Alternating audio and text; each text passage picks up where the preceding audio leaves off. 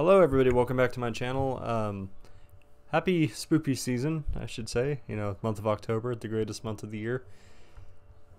I figured why not, because I've actually been wanting to talk about this one for a little while, but I was holding off for the month of October. And I figured I would save this one for Halloween, but I'm going to go ahead and do it now. This is true. This did happen. If you don't believe me or my story, I really do not care. I'm just telling you from my own experience, something that happened to me 10 years ago that's kind of stuck with me ever since. Let's go ahead and start off with, I don't believe in ghosts. I hardly believe in the supernatural. I do believe in things like Bigfoot and UFOs, but I fail to reason those with being supernatural, of course. Demons and ghost, not so much, but I will say that it is very likely, very possible that there is something that we do not understand that stake or in our presence. So this goes back to it was 2009. I just don't remember what month it might have been. I want to say it was maybe in the summertime, probably in the summertime. It's been a long time, but it had to have been in the summer because I remember like the sun was going down at like 7 or 8 o'clock at night in Texas. So yeah, this had to have been summertime. It's back when me and all my friends were still making our Bleeding Rose videos where we would film like all of our projects and stuff. And I remember I heard that like a hooker had died next to the Save-A-Lot, which was like a mile from my house. And I was like, hey, we should like totally go be fucking jackasses and go and explore where she was killed.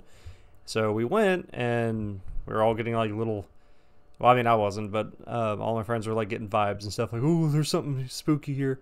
You know, we're just kids, you know, just over exaggerating, you know, just freaking out a little bit. And I'm like thinking like, hey, let's go to the cemetery. Maybe we can catch ghosts on camera. I know, I actually did film the cemetery stuff. The videos are on they're on MySpace. But you can't access the video player anymore, which is unfortunate because you could see the fear on all of our faces, except for me, because I'm not afraid of that shit. The girl I was dating at the time, she looked a fucking wreck because she was so terrified. But we were looking for orbs and shadow people and stuff, and we couldn't find anything.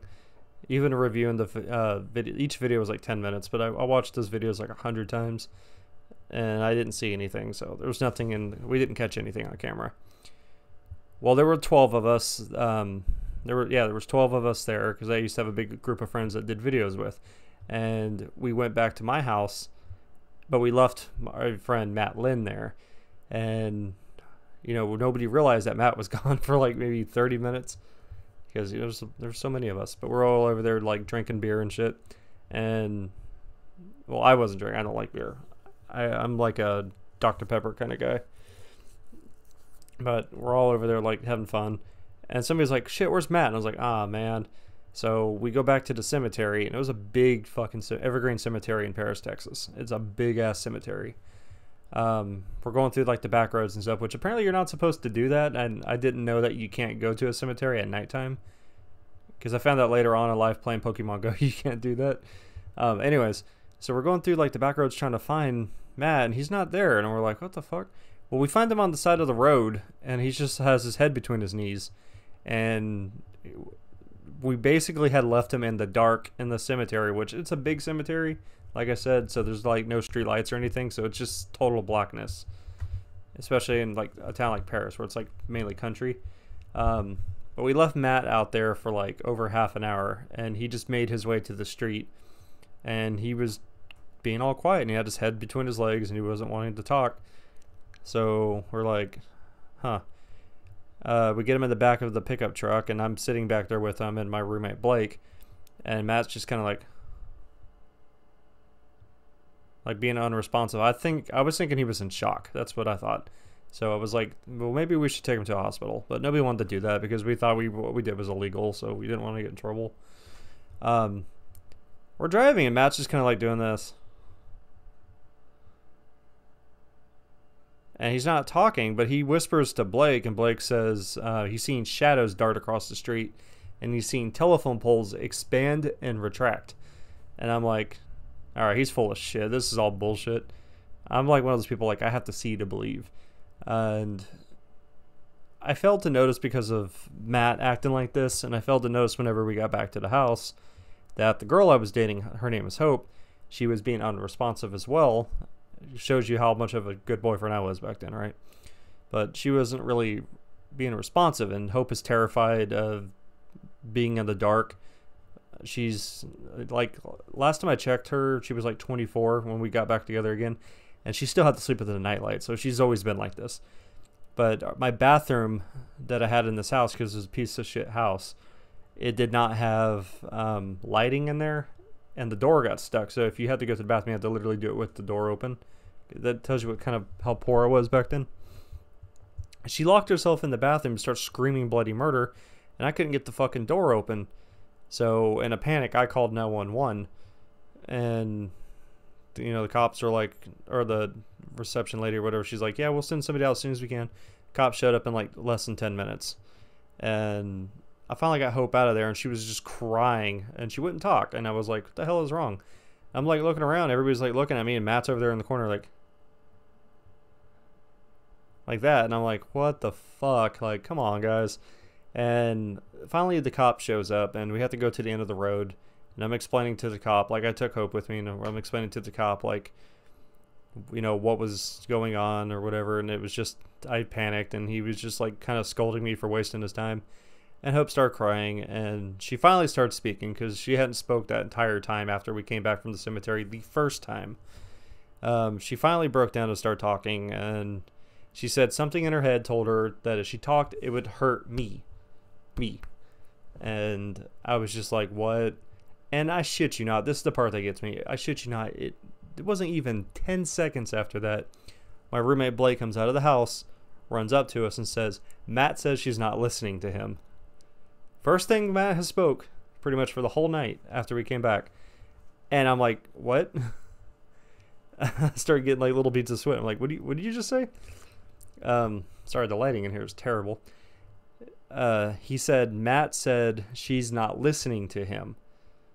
And I'm like, oh, okay. And then Matt ended up wandering out through the back door, and he didn't come back. I didn't see Matt again for a couple weeks. But yeah, Matt kind of slipped out the back door, and I was starting to get like goosebumps at that point. I was like, oh my God. This did actually happen. And Thomas Farmer was like this guy that was with us. I'll have a story about him later. But Thomas Farmer was one of the people that was with us, and I had this spider lamp in the living room. Like, if you know what they are, it's one of those lamps that like has like 5 lights on it, but each one's like connected to a long neck or whatever. But they were like doing this, and I was thinking like, how the fuck is he doing that? That's before the cop ever showed up. I was thinking like, how is he doing that? Because again, I'm like, I don't just believe, oh God, like the microwave beeped, it must be supernatural. You know, I'm not like that. But I'm like thinking like, they're fucking with me. I'm starting to like, when I think about this story and when I reflect on it a lot, and I know you're not gonna understand it through the way I understand it, because I was there. I know these people. Well, not anymore, but I knew these people at the time, and I understood their personalities and stuff. I think something did happen, and it didn't necessarily like happen to me. This isn't like a Justin ghost story. This is I want to say it's like a spook story that happened in my area, in my presence, I guess, if what I'm saying is making any sense to you. I don't really have a way to explain it. Like I said, I thought it was all bullshit until my roommate came outside and was saying that Matt was saying that she's not listening to him. That kind of hit me right there. I was like, oh, because we're too far away. There's no way they would have been able to hear what I was talking to the cop about. There's no way that Matt would have been able to orchestrate this with Hope, because they never even knew we were going to the graveyard in the first place. It was kind of spur of the moment of me deciding on that. They didn't even like each other to begin with. Hope didn't like any of my friends at the time because she thought they were all a bunch of losers, in which they were. And she was like one of those prissy girls. And it's kind of spooky, you know? I kind of get nervous when I talk about this when I'm by myself, because I start like thinking things are watching me. And I don't normally get like that, because I think, like I said, all of it's bullshit. I don't think that ghosts are real. I don't think haunted houses are real. So, I don't know. Take from this what you want. Think what you want. Thank you for listening. I appreciate it. Subscribe if you're new here. I got some other stories I'm going to get to. I have a couple other spooky stories. If you want to see those, I will make those videos.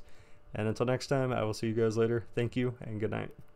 Happy Halloween.